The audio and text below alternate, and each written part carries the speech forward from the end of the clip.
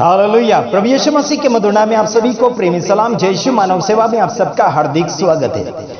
प्रभु यीशु मसीह ने जो पहाड़ी उपदेश दिया उसी में से कुछ आपको मैं सिखाना चाहूंगा और बताने के लिए कोशिश जारी रखूंगा। आजकल संसार भर में इंसान की जिंदगी प्रभु के नाम में आगे बढ़ने में सक्सेस नहीं हो रहा है और हालांकि लोगों को खिंचातानी किया जा रहा है और मैं लोगों को अधिक और उनको उत्साहित करते चला जा रहा हूं, लेकिन मानने के लिए कोशिश नहीं कर रहे हैं। मानना चाहिए और आपको आगे बढ़ना ही चाहिए। परमेश्वर के वचन को मानिए और जानिए और समझने के लिए कोशिश कीजिएगा। आगे देखिए, मैं कुछ वचन पढ़कर आपके सामने समझाना चाहूंगा। धन्य है वे जो मन के दिन है, क्योंकि परमेश्वर का राज्य उन्हीं का है। जो मन का दिन होगा, जो खुला होगा, जिसमें पवित्रता होगी, जिसमें कड़वाहट नहीं होगी, वो शुद्ध मन होगा, यानी कि दिन मन होगा और वो परमेश्वर के राज्य की भागीदार होगा। अगला वचन चौथा मत्ती उसका 5 का मैं 3 से आगे पढ़ रहा हूं। धन्य वचन, धन्य है वे जो शोक करते हैं, क्योंकि वे शांति पाएंगे। जो शोक करने वाले, विलाप करने वाले, संकट को झेलने वाले लोग, वो क्या पाएंगे? शांति को पाएंगे। क्या आज संकट में झेल रहे हैं, विरोध को झेल रहे हैं ना? क्या रहे हैं? झेलने के लिए आपको महसूसता नहीं महसूस हो रही है। आजादी चाहिए आपको, सब जगह आजादी, छुटकारा चाहिए। बल्कि 5वां वचन पढ़ता, धन्य है वे जो नम्र है, क्योंकि वे पृथ्वी के अधिकारी होंगे। नम्र होंगे, पृथ्वी के अधिकारी मतलब आप कोई भी अधिकारी धरती के ऊपर, संसार के ऊपर अधिकारी बन सकते हैं। अगर आप नम्र हैं तो अधिकारी बने, कोई पुलिस वाला बने, कोई वकील बने, कोई जज बने, कोई और अधिकारी बने। आप अगर नम्र है तो आप अधिकारी बनेंगे। आप अगर नम्र नहीं है तो अधिकारी बनने का आपका कोई चांस नहीं है। हालांकि आप अगर एक मसीह में अधिकारी बन गए तो आपको देखकर और कोई बनेगा, आपको देखकर और कोई बनेगा। आपके जीवन चरित्र को सुधारने का हक आपको बनता है, क्योंकि परमेश्वर का वचन कहता है कि सबसे अधिक अपने मन की रक्षा कर। चाहे आप खराब लोगों में रहोगे, फिर भी आप अपने चरित्र को बांटना चाहिए। हालांकि उनके चरित्रों के साथ नहीं जीना चाहिए। कुछ लोग आपको कोई और ईश्वर के नाम में जय जयकार करने के लिए उत्साहित करेंगे, बल्कि आपके मन में कौन बैठा है? आपके मन का रिंगटोन यीशु के नाम से बजना चाहिए।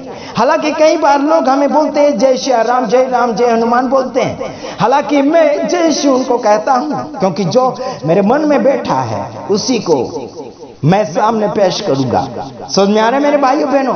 कई बार लोग कहते हैं कि आप सारे विश्वासी आपके गांव में होंगे तो ही आप कुछ अधिकारी बन सकते, नहीं तो आपको ये करना पड़ेगा, वो करना पड़ेगा, बहुत सारा उनके हिसाब से जीवन को जीना पड़ेगा और खराब हो जाएंगे। मैं इतना कहना चाहता, आपके चरित्र को आप संभाल सकते हैं, है ना? आम तो आम फलेगा, इमली तो इमली लगेगी, है ना? कड़वा तो कड़वा और खट्टा तो खट्टा, मीठा तो मीठा ही होगा। वो अपनी जाति नहीं बदलता, झाड़ भी। तो आप क्यों, है ना? ध्यान रखना। धन्य है वे जो धार्मिकता के भूखे और प्यासे हैं, क्योंकि वे तृप्त किए जाएंगे। जिन लोगों को धर्म की भूख और प्यास है, सच्चाई की भूख और प्यास है, आगे बढ़ने की भूख और प्यास है, वो लोग आगे बढ़ सकते हैं और सक्सेसफुल हो सकते हैं। यानी कि आज संसार भर में आप देखा जाए तो जिन लोगों को बीमारियां होती हैं, उनको अच्छे फल फ्रूट आप लाकर देंगे, फिर भी वो फल फ्रूट नहीं खाएगा, क्योंकि उसका मुंह काम नहीं दे रहा, या फिर वो खाने के लिए इच्छा नहीं करता, उससे भूख नहीं लगती। किससे भूख नहीं लगती? जो आजारी यानी कि बीमारी हालत में जीता है, उस व्यक्ति को भूख नहीं लगती। कौन सी भूख? संसार की।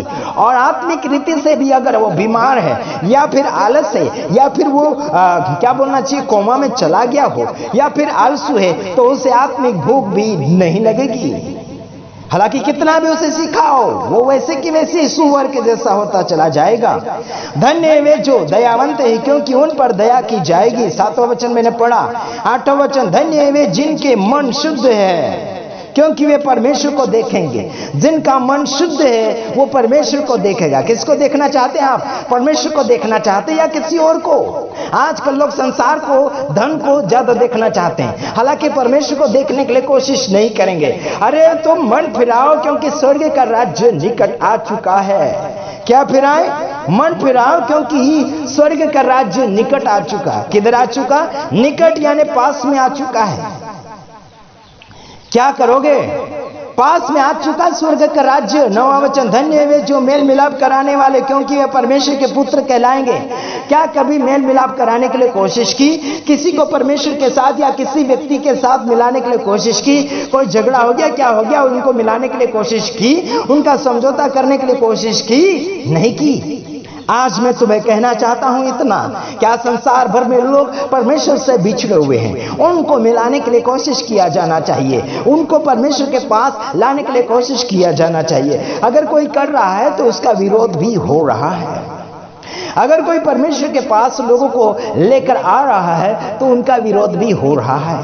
सही बोल रहा मैं? उनका विरोध भी हो रहा है और वह सक्सेसफुल हो भी रहे हैं। वैसे आपका और मेरा भी विरोध होता है। मेरे विरोधी तो मुझसे लोग भी हैं, हालांकि उनसे मुझे कोई तकलीफ नहीं है। अपने कुत्ते अगर भौंकते हैं तो उन्हें मैं जवाब देना भी जानता हूं। Hallelujah, praise the Lord. तो आइए अगला वचन मैं पढ़कर समाप्ति की ओर जा रहा हूं। तुम, 14वां वचन, तुम जगत की ज्योति हो। नगर पहाड़ पर बसा, यानी जो नगर पहाड़ पर बसा हुआ है वह छिप नहीं सकता। क्या नहीं कर सकता? आप और मैं जगत की ज्योति है। जो नगर है ना, जो नगर पहाड़, यानी कि तुम जगत की ज्योति हो। जो नगर पहाड़ पर बसा हुआ है वह छिप नहीं सकता। पहाड़ पर बसा हुआ वह छिप नहीं सकता। आप और मैं प्रभु यीशु मसीह के ऊपर है, प्रभु यीशु मसीह में है। आप और मैं छिप नहीं सकते। आप और मैं जगत की ज्योति है। अगर ज्योति है तो लोगों में प्रकाश देने के लिए कोशिश करें। Hallelujah, praise the lord. प्रभु यीशु आप सबको आशीषित करे और आगे बढ़ाए, यही मैं आशा रखता हूं। और मैं आशा करता हूं कि आप लगातार बढ़ते चले जाएं। आपके और मेरे कामों को देखते हुए लोग क्या करेंगे? किसकी बड़ाई करना चाहिए? आइए हम देख लेते हैं 16 वचन, मत्ती 5:16। उसी प्रकार तुम्हारा उजियाला मनुष्य के सामने चमके कि वे तुम्हारे भले कामों को देखकर तुम्हारे पिता की जो स्वर्ग में है बड़ाई करें। आपका और मेरा पिता जो स्वर्ग में, उसकी बड़ाई करना चाहिए। आपके और मेरे अच्छे कर्मों को देखकर, आपके और मेरे अच्छे कामों को देखकर लोग बड़ाई करना चाहिए। किसकी? आपकी और मेरी नहीं, बल्कि परमेश्वर की, ऊपर वाले पिता की बड़ाई करना चाहिए कि हम उसके बेटे कितना भला काम कर रहे हैं। आपके भले कामों को देखकर लोग बड़ाई करेंगे उस परमेश्वर की। आपके भले कामों को देखकर वो परमेश्वर के पास लोग दौड़े चले आएंगे। वो भले काम, आपके जो भले काम हैं, वो आपके भले काम वो लोगों को खींचा चला आने के लिए मजबूर कर देगा।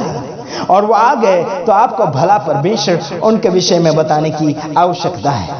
आप उनको यीशु मसीह के बारे में परिचय दीजिए। आप उनका परिचय यीशु मसीह को दीजिए। एक दूसरे का परिचय देते हुए आगे बढ़ने के लिए कोशिशें करें। इससे में आप सबका भला होगा। मेरे भाइयों और बहनों, परमेश्वर ने भला काम किया। जो बुरा था वो बुरा भी बताया, जो भला था वो भला भी बताया, अच्छा भी बताया, बुरा भी बताया। क्या है सही, क्या गलत है, सबका खुलासा करते हुए वो आगे की ओर बढ़ता चला गया। अगर उसने सच्चाई का पर्दाफाश किया या झूठ का पर्दाफाश किया, सब उसने पर्दाफाश किया। सच्चाई भी बताई, झूठ भी बताया, क्या था क्या नहीं था। तो लोगों को गुस्सा आने लगा। राजा लोग घबरा गए, कुछ लोग घबरा गए। यीशु मसीह को अपनों ने ही पकड़ाया कि हम किसके ऊपर भरोसा करें। तो आइए देख लेंगे, हम आगे की ओर बढ़ेंगे। हम दूसरे वीडियो के साथ आएंगे। उससे पहले आपको इतना जताना चाहता हूं, आप अगर वीडियो देखते हैं तो पूरा देखने के लिए कोशिश करें और ज्यादा से ज्यादा अपने भाइयों बहनों या रिश्तेदार या आपके कोई भी हो उन तक हमारा वीडियो पहुंचाने के लिए कोशिश करें। इसी में आप सबका भला होगा और आप सबका विकास होगा। बोना सीखो, बोना। इकट्ठा ही मत करते रहो, लेकिन बोना भी सीखो, वरना तुम्हारा बीज खराब हो जाएगा। जैसे आप हमसे सुनते हैं, सुनने के बाद में आपको अगर अच्छा लगा तो ज्यादा शेयर करने के लिए कोशिश करें। God bless you.